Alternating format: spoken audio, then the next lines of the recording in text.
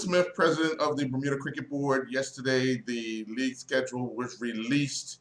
Can you give us an update on what the rules are for fans coming to matches this season? Okay. Basically, we're going to release all that information on Monday. Just confirm it's a couple more days, but it's the basic rules. There's going to be a minimum amount of people that's going to be allowed inside the grounds. So this is why we're using Pacific grounds. There's going to be an entry fee into the grounds, and also monitored the amount of people that come in. When you're inside the grounds, we're asking everybody to wear masks and to stay in groups of no maximum than 20. We have social distance included. We're hoping that people, when they're setting up the pop-up tents, would kind of social distance, keep a tent distance apart, at least 10 feet apart from the next person. So that's pretty much it when it comes to the spectators. And advising spectators to stay away from the players. The players' area is going to be separated and petitioned off from the spectators. So we're asking the players to stay in the area and the spectators to stay in theirs. We've seen sports return across the globe, and one of the things that was one of the stipulations for even a sport like football and or cricket to return, we have all these quote unquote stipulations of no celebrating or wicket or goal and so all that. But we see that happening. Will this be a factor for the Bermuda Cricket Board? ICC has come up with their perspective on what is how cricket should come back. The only major thing that they have is they're asking the players do not put any saliva on the ball when they're looking to rub the ball and shine it. You know what I mean? They don't mind sweat, but just no saliva. Cricket field setting provides social distance in the zone. So on the field, there's no real restrictions on playing conditions when it comes to COVID-19. The umpires are still trying to debate if they're going to wear masks or not. And that I told them that's their choice. You know what I mean? But it's not been required by ICC that they wear masks, or by our local regulations either. So it's basically up to the individual if they want to wear masks on the field. But it's not something that we're making a requirement. How difficult is it to get a schedule going? Because obviously there are some teams that are some clubs that are not going to be involved, but putting it all together, how difficult was it for this particular season? Well, we had to first make a decision what we was going to play. Were we going to play 50 overs? Were we going to play T20? Were we going to look for a shorter format and go down to T10? So that took a little while talking to the clubs, and we came up that we would stick with T20. So that's the season's going to be a T20 league. Then after that, we had to ask the clubs which clubs wanted to be involved, because we know we had some players that still feel that they don't want to be on the field in this situation, as well as umpires as well. So then we had to decide, who's available, who is not, and then we had to go in and decide what type of season are we going to look at. Are we going to look at trying to get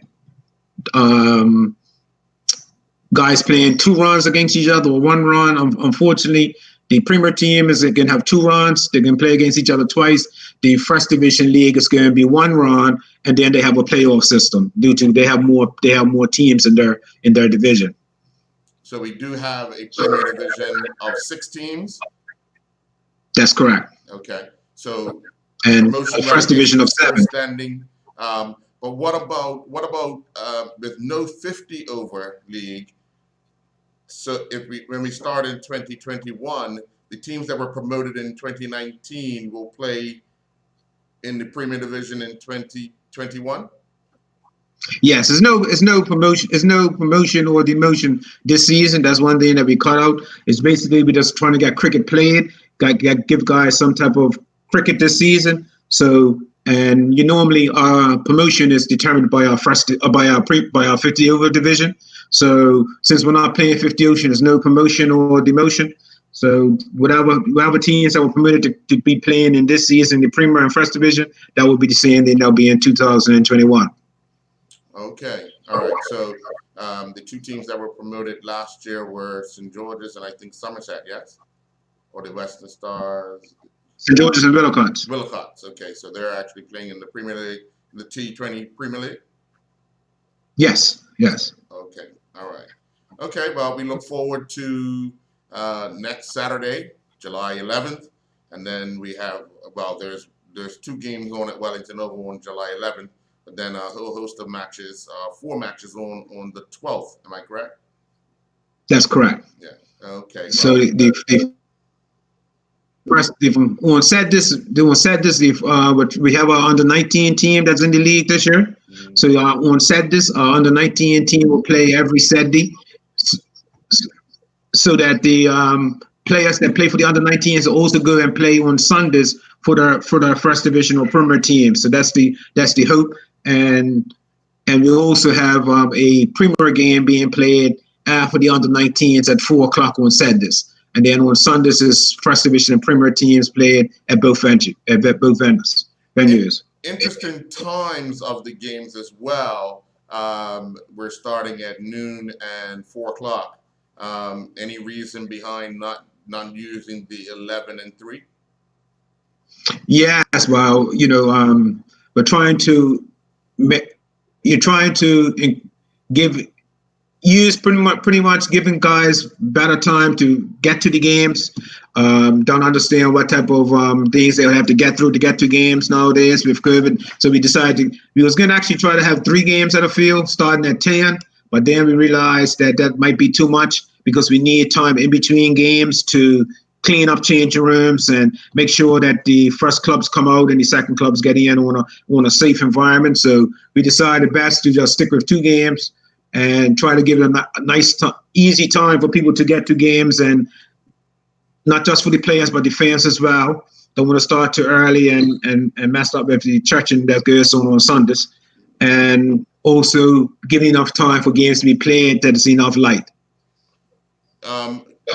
You were saying about the number. There's a lot of people that have been waiting for cricket and don't even really care who's playing. They just want to watch cricket. What is the number of fans permitted in the ground at one time?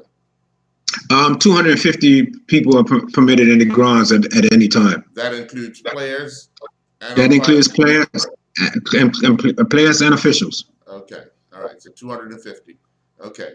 So you're estimating 200 spectators are allowed in the grounds at any given time.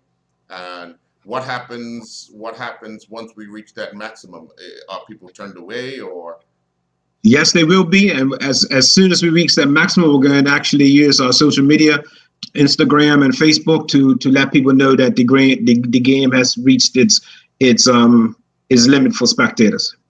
Okay. And what we're trying to do, and we're going to be working on this hard next week, is trying to get the game streamed. Right now, probably will be streamed with no commentator, but it would just at least be streamed live right now.